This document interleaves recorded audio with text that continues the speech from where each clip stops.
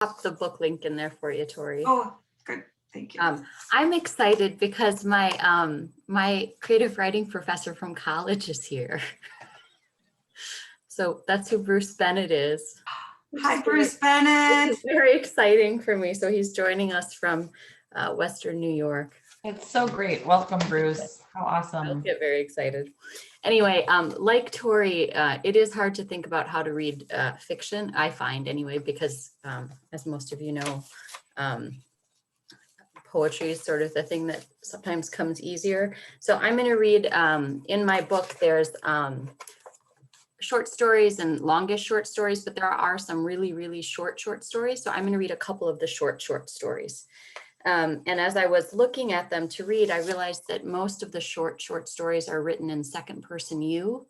And I know that some people really have strong feelings about second person you. So if that's you, you are in for a treat. So I hope you enjoy yourselves. So the first one is actually the first story in the book, and it's called Morning After. You wake with panic in your mouth.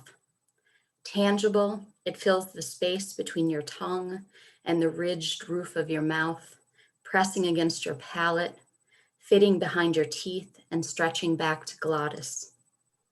You hold it for a moment, then realize it's both insubstantial and with form. This realization makes you bolt, and you hit your head on the metal bed frame. Maybe you're a child again, playing hide and seek. You were always good at hide and seek. There were times you fell asleep in hiding places and woke disoriented. Maybe this is one of those times. But the throb radiating from your head calls your hands up to the source of the pain, and your hands are a woman's, not a girl's. The body you see in the dimmed light is a woman's body, not a girl's. With you under the bed are normal things. Dented cardboard boxes laced with cobwebs, accumulated gatherings of hair and dust, spare socks missing their partners. Blocks of dim sunlight breach the border where the blankets and sheets hang off the mattress. The floor is wooden, with glossed spots where feet have walked in and out of the room. The door is open. You can see a hallway beyond and how the room is bare except for the bed and the stored items beneath it. You are one of those stored items, it seems. You still don't know where you are, your tongue uncomfortable in your mouth. You hear noises beyond the hallway, what sounds like a door opening, something being dragged. You shrink into yourself as much as possible in this space you still don't understand. Something hitting something, dragging. A shadow approaches the open space of the door, and in the limited view afforded between the bedclothes and the floor appear booted feet.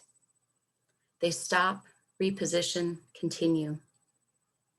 You breathe, if what you are doing can be called breathing. You look up just in time to see what looks like yourself being dragged past the open door. That you is wearing what you are wearing. You look like yourself, but damaged, undone. Darkened blood here and there. You look down at the self under the bed and see that what you are wearing now is rumpled but clean. Your skin is not marked by any abrasions. You turn back in time to see your face pass by. Eyes closed, hollows blued. Your mind splits. Your mind screams at you. That's not you out the door. That's some other thing, some object. From the hallway, you hear a swing and creak, the unoiled metal of a hinge, then a rhythmic thunk. Bone wrapped in skin meeting stairs, one tread at a time. Your tongue expands in your mouth. Out from the bed, down the hall, out the door, and it's daylight, It's fall, its leaf crumple piles beneath your feet as your knees rise up and down and you're fast away from the house and the glossed wood floors and the sound of it hitting the stairs. You don't know how long you've been running, but your heart is fire in your chest and your lungs ragged. You've been running in one direction, but you've never crossed a road or a path or seen another house. There are only blackened tree trunks and bare limbs. You keep running and see the moon's rising, its pale echo almost translucent while the sun is still low in the sky. The sky is so beautiful. If you weren't seeing it yourself, you'd think it was fake, a photoshopped image or tinted postcard or movie set. The risen moon is an almost perfect communion wafer, its edges slightly rumpled, the kind your stuttering priest might hold up for the congregation and sing. And when he sings, all stutter disappears, and even when you were little, you knew that was a holy moment, the host in the music of a voice made perfect. The sky pinks as the sun goes down, and the blaze of the sun dying underlights the edges of the clouds, making the sky impossibly more beautiful. Ridges of golden light, lacings of foil and leaf, and still you're running and not getting anywhere. You can't stop looking up at the sky. You look up and then look down, careful not to trip on any fallen logs or hidden rocks, waiting beneath the piles of leaves in the woods, silent except for your fast patterned breathing. You know if you don't make it out of the woods, you'll never make it out. You know if you stop running, you'll become the thing being dragged, that spoil. You know that the noise you make running is giving you away. Nightfall. Only the gibbous moon will be visible, but someone with boots will come looking. It's kind of a creepy collection of stories. I feel like I should have warned somebody about that, but this next story might be kind of creepier.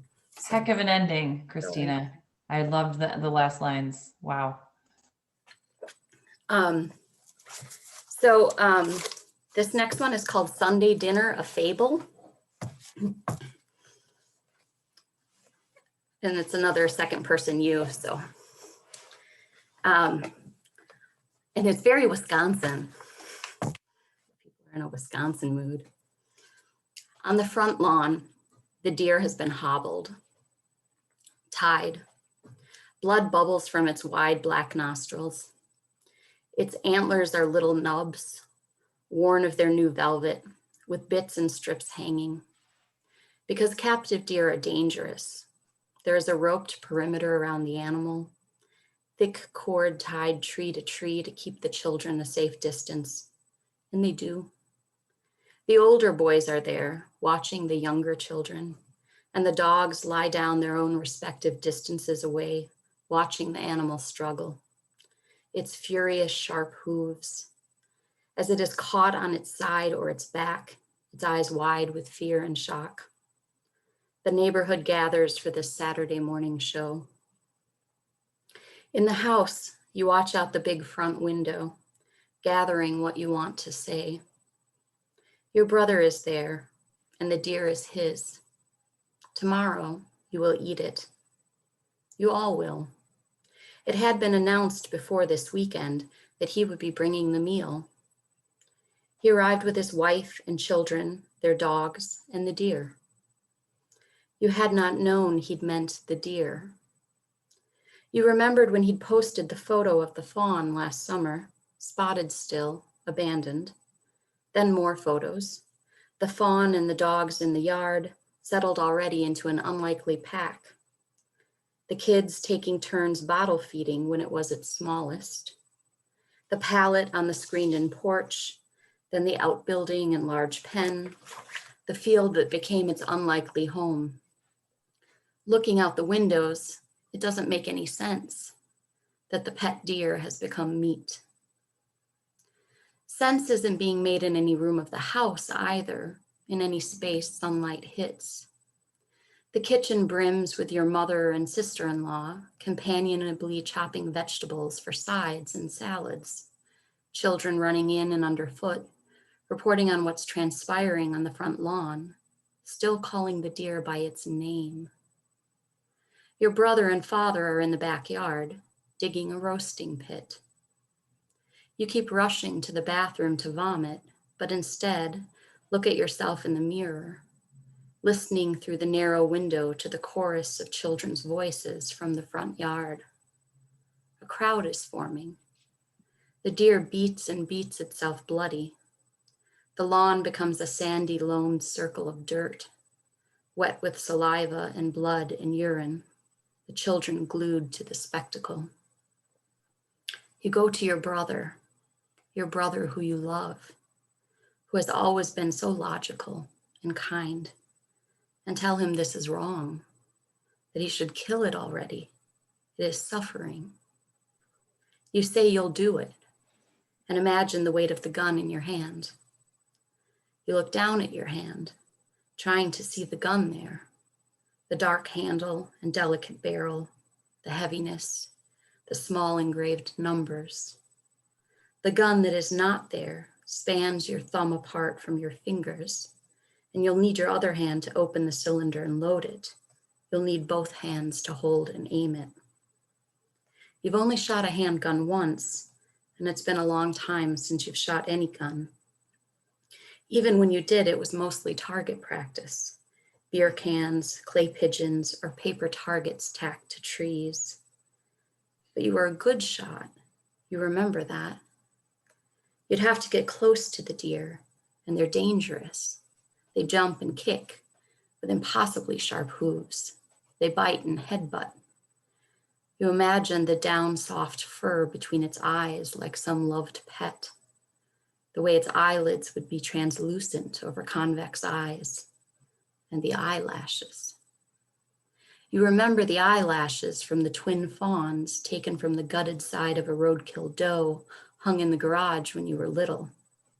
How impossibly long the lashes, how black, and the slight curl on the edges. Girlish, you think now. Beautiful, you'd thought then. How the few men you'd seen with lashes like that have undone you.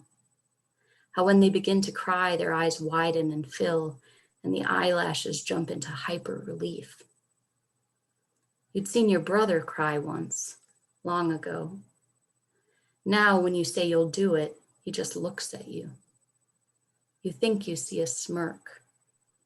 He looks long to the front yard, then goes back to his digging. You know you couldn't do it, and you don't want to. You didn't take the deer in, didn't care for it, show it some kind of love.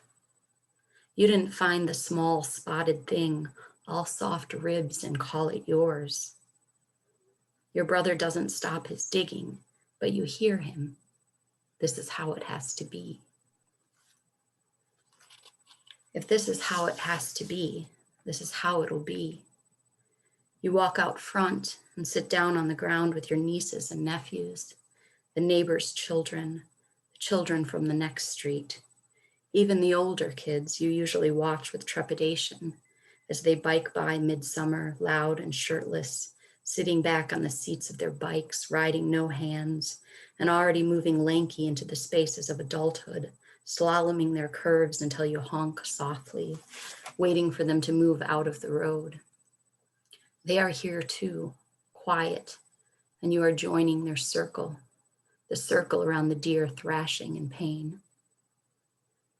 Maybe all those photos you saw were some kind of myth making, some crafted story, only part of the truth. Maybe once the fawn lost its spots and didn't take the bottle anymore, it was moved out to the outbuilding to keep the kids safe. You remember bruising on your niece's arm. For a few months there, she seemed accident prone, a pattern of blues and greens and faded yellows, a season of flinch. You remember how the kids never talked about the deer after that first summer. Some animals aren't pets and never should be. Some animals look sweet when they're new, small and scared, but they are always animals, teeth and hooves. And maybe those pictures of the deer and dogs in the backyard were prey and pack.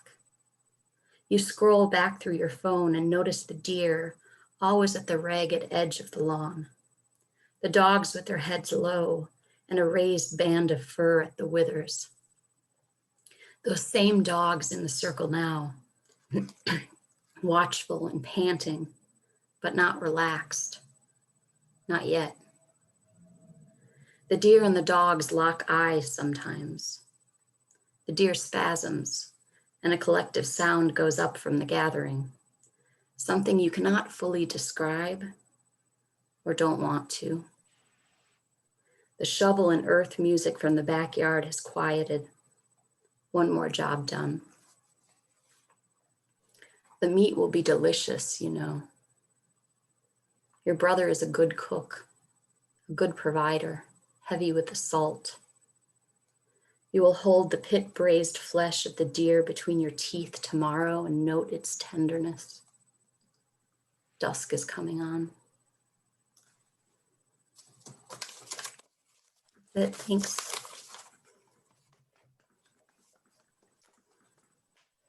That was incredible. Thank you so much.